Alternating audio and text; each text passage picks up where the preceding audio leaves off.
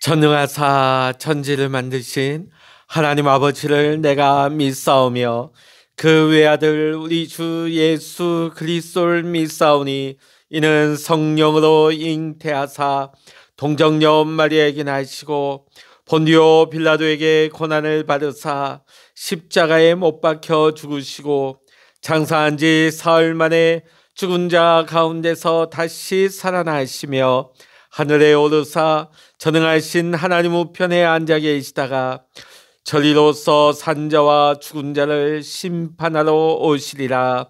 성령을 믿사오며 거룩한 공예와 성도가 서로 교통하는 것과 죄를 사하여 주시는 것과 몸이 다시 사는 것과 영원히 사는 것을 믿사옵나이다. 아멘. 찬송가 290장입니다. 찬송 290장입니다.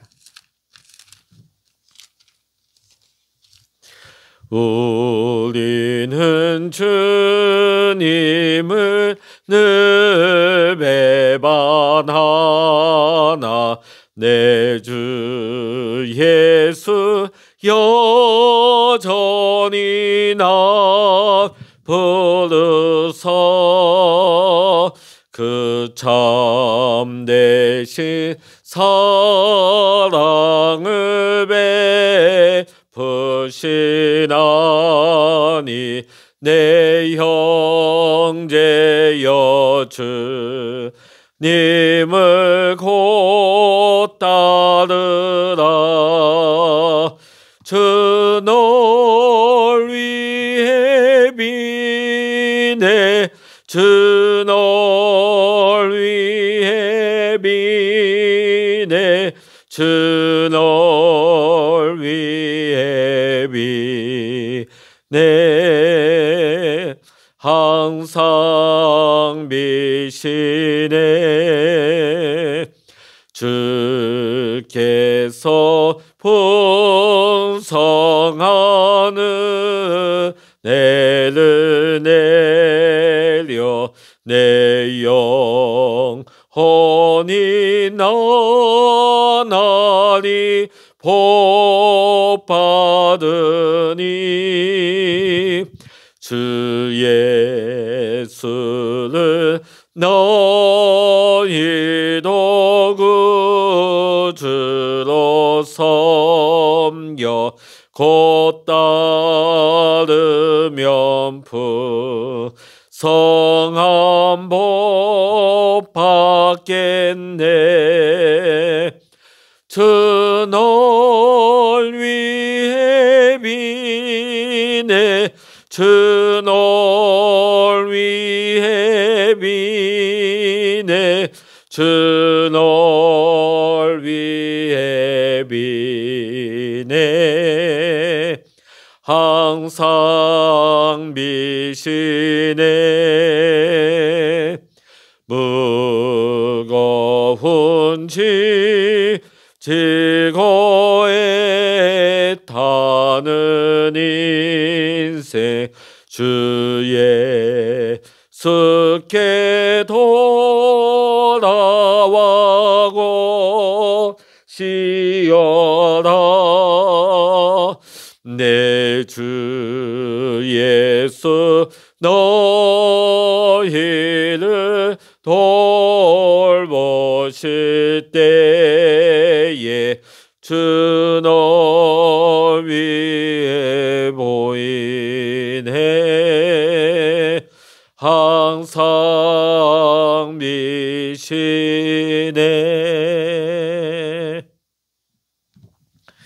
이 시간 우리에게 주시는 하나님의 말씀 같이 보십니다.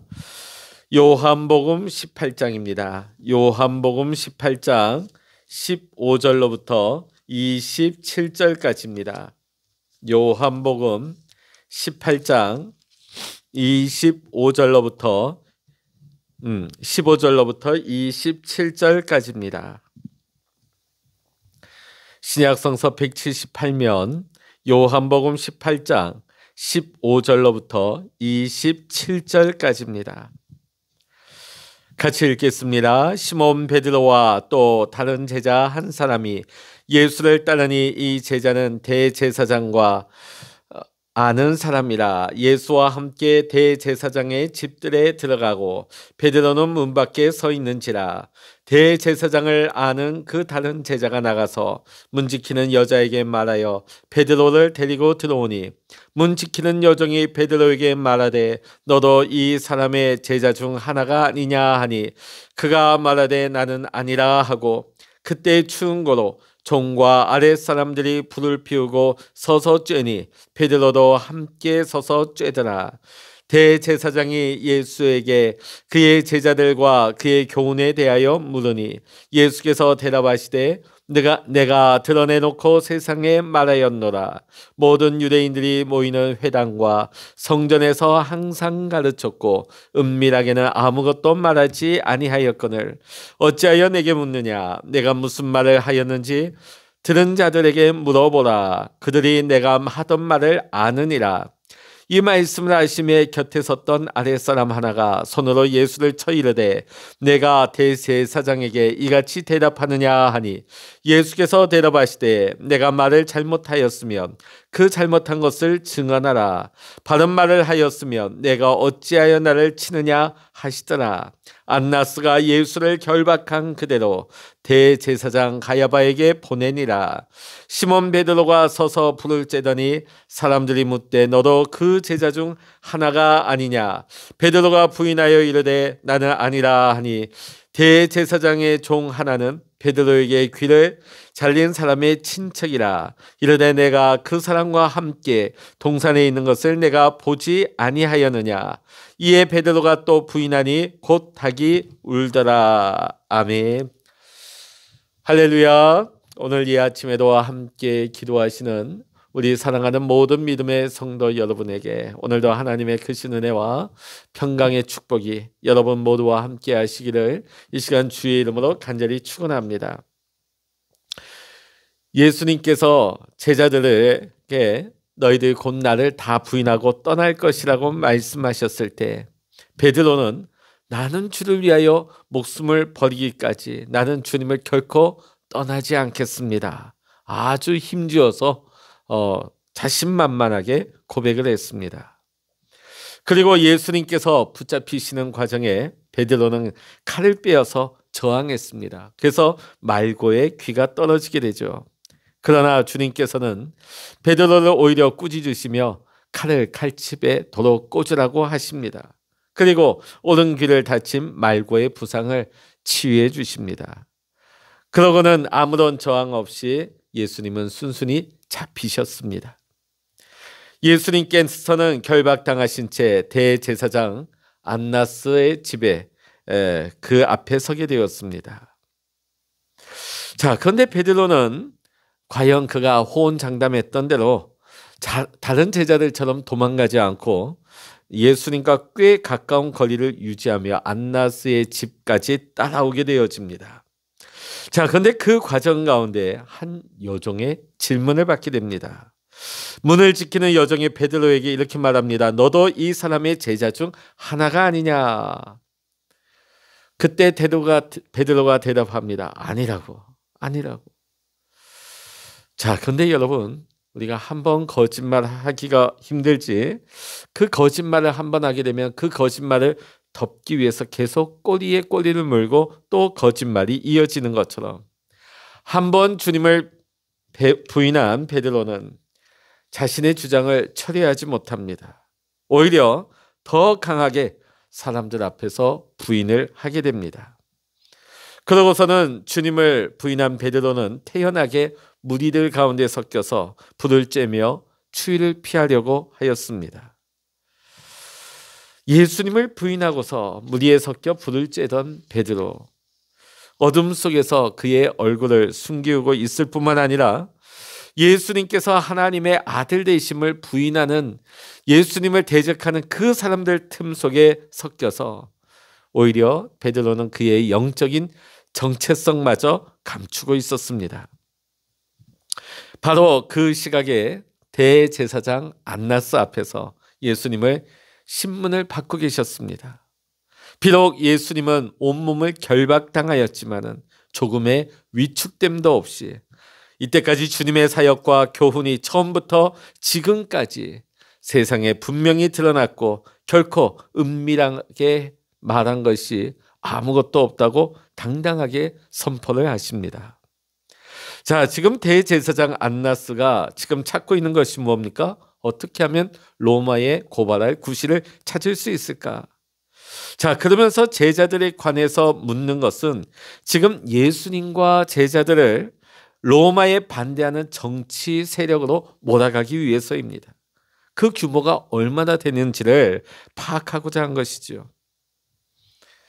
자, 예수님을 처형하기 위해서 로마의 지지가 필요합니다. 로마에게 사형 판결권이 있기 때문이죠. 그러니까 한마디로 예수님과 그의 제자들을 로마의 매우 정치적으로 위험한 인물로 고발하고자 하기 위함이었습니다. 그래서 이미 이 조사의 결과는 다 나와 있습니다. 적당한 구실을 붙여서 예수님을 로마에 고발하기로. 자, 그런데 이때에 예수님의 신문 현장에 있던 대제사장의 하수인 하나가 예수님을 손으로 때립니다. 자, 이 사건은 앞으로 예수님께서 당하실 고난의 전조였습니다. 하나님의 아들이신 예수 그리스도께서는 아무 죄가 없으셨음에도 불법적으로 체포를 당하시고 또 불법적인 신문을 받으시고 폭행과 수치를 당하신 것입니다. 예수님은 안나스에게 공정한 재판을 요청하셨지만은 안나스는 공정한 재판에는 관심이 없었습니다. 그리고선 자신의 사위이자 공식적인 대제사장직을 수행하고 있는 자신의 사위 가야바에게로 예수님을 넘기게 되어집니다. 자, 예수님에게서 다시금 말씀은 안나스의 집들에서 불을 쬐고 있던 베드로에게로 옮겨가고 있습니다. 자, 함께 불을 쬐고 있던 사람들 중에 베드로에게 이렇게 질문하는 사람들이 있습니다. 자, 그 중에 한 사람이 누구냐면 예수님을 체포하는 과정에서 귀가 잘린 사람의 친척이 그 자리에 있었다는 것입니다. 그가 그 현장에 있었기 때문에 아마 베드로의 모습을 알아본 것 같습니다. 자, 그래서 베드로에게 질문합니다. 예수의 제자가 아니냐고 재차 묻게 되죠. 자, 그때에 그 자리에 둘러서 있던 모든 사람들이 베드로를 주목합니다. 베드로의 입장에서는 최대의 위기를 맞이하게 된 것이죠. 사실 베드로가 질문을 3번이나 받게 되어집니다. 어떻게 보면 자신의 잘못을 예수님을 부인한 것에 대해서 그 잘못을 바로잡을 수 있는 성찰과 돌이킴의 기회가 재차 주어진 것입니다. 그러나 베드로는 끝내 예수님을 강하게 부인하고 말았습니다. 자, 그런데 오늘 요한복음을 보게 되어지면 닭 우는 소리를 듣고 다른 공관복음서와 같이 자신의 죄를 깨닫고 통곡하는 모습이 의도적으로 생략이 되고 있습니다. 자, 요한은 지금 무엇을 대비하고 있습니까? 예수님께서 신문을 받으시는 동안 예수님을 모른다고 3번 부인하는 베드로의 모습과 반면 예수님께서는 안나스 앞에서 자신의 사역과 자신의 가르친 모든 것이 세상을 위한 것임을 당당하게 밝히시는 이 장면을 대비시키고 있는 것입니다. 아무런 죄가 없으심에도 고난당하시고 예수님께서는 자발적으로 그 십자가의 죽음을 감당하고 계시는 주님의 모습을 대비하여서 강조하고 있는 것입니다. 사랑하는 성도 여러분, 오늘 우리는 베드로의 이 실패의 모습 속에서 오늘 이 시대를 살아가는 우리의 모습을 다시 한번 돌아보게 됩니다. 오늘 예수님을 믿고 따르는 우리에게도 세상이 주는 두려움이 있습니다. 세상이 주는 이 두려움을 이길 수 있는 힘은 베드로처럼 큰 소리 친다고, 내가 아무리 결단한다고, 내가 노력한다고 해서 되는 것이 아닙니다. 우리가 아무리 큰 소리 쳐도, 우리가 아무리 힘주고 노력한다고 해도 우리의 힘으로는 세상의 그 두려움을 이길 수가 없는 것입니다.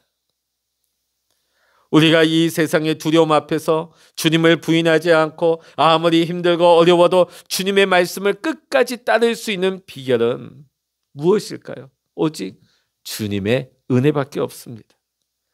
우리 찬송의 가사처럼 우리는 주님을 늘 배반하나 주 예수 여전히 우리를 부르사 그 참되신 사랑을 우리에게 베풀어 주시기 때문입니다. 이게 바로 복음입니다. 우리를 사랑하시되 자신의 전부를 내어주시기까지 끝까지 우리를 사랑하신 주님의 은혜를 힘입어서 오늘도 우리는 모든 두려움을 이길 수가 있는 것입니다.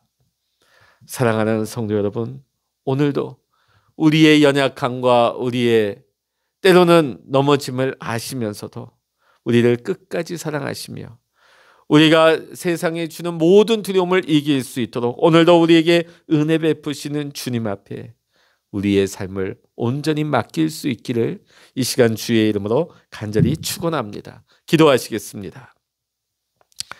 할렐루야. 하나님 아버지, 오늘 예수님께서 안나스의 법정에서 당당하게 자신의 가르침과 자신이 행하신 모든 일들을 밝히시는 예수님의 모습, 자발적으로 그 십자가의 순환과 그 고난의 길을 걸어가시는 예수님의 모습을 보았습니다. 그러나 베드로는 비록 큰 소리치고 당당하게 말했지만은 정작 세상에 두려움이 닥쳐올 때에 그 두려움 앞에 예수님을 모른다고 3번씩이나 부인하는 모습을 보았습니다. 오늘 우리에게도 마찬가지입니다. 세상에 두려움이 몰려올 때 내가 아무리 소리치고 내가 노력한다 할지라도 내 힘과 노력으로는 예수님의 말씀대로 온전히 제자의 삶을 따라가기가 어렵습니다. 오직 주님의 은혜입니다. 우리를 끝까지 사랑하시는 주님의 은혜로만 우리가 세상의 모든 두려움을 이기며 주님을 끝까지 따라갈 수 있음을 고백합니다. 우리가 때로는 넘어집니다. 때로는 실수합니다. 심지어는 베드로처럼 예수님을 부인하는 이런 못난 모습이기도 합니다. 그러나 우리를 사랑하시되 끝까지 사랑하시고 때로는 우리가 넘어지고 실수하지만 실패하지만은 우리에게 찾아오셔서 우리를 회복하시고 일으키시며 우리에게 다시금 사명을 맡겨주시는 주님의 그 사랑을 힘입어 오늘도 우리가 주님 앞으로 나아갑니다. 오늘도 주의 이름으로 기도합니다. 오늘 이 시간에도 주님 우리를 붙들어 주시고 주의 이름으로 간구하는 우리의 모든 기도의 제목마다 주님 응답하여 주시어서 오늘도 주님의 뜻이 이루어질 수 있는 귀하고 복된 날이 되게 하여 주시옵소서. 오늘도 기도의 골방에서 하나님 역사하여 주시고 응답하여 주시기를 원하오며 우리 주 예수 그리스도의 이름으로 간절히 기도하옵나이다. 아멘. 찬양하라 내 영혼아, 찬양하라 내 영혼아, 내 속에 있는 것들아 다 찬양하라. 기도하라 내 영혼아, 기도하라 내 영혼아, 내 속에 있는 것들아 다 기도하라. 주여 일창으로 합심하여 기도하십니다. 주여